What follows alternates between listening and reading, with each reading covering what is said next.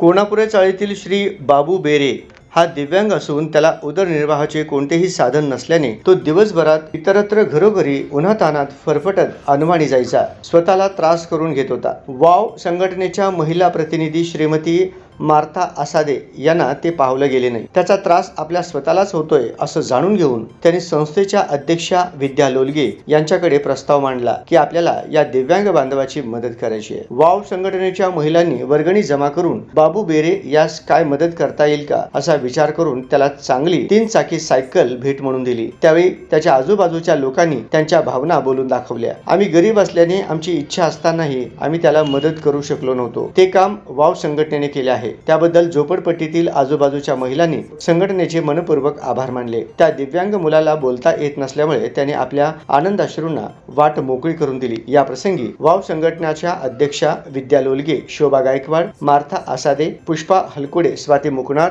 वैशाली देशपांडे, स्वाती जाधव, शबाना मुलाणी, शीतल वाघमारे, नागम्मा बेरे, मोनिका बेलदोर, यल्लम्मा म्हेत्रे आदी महिला उपस्थित होत्या।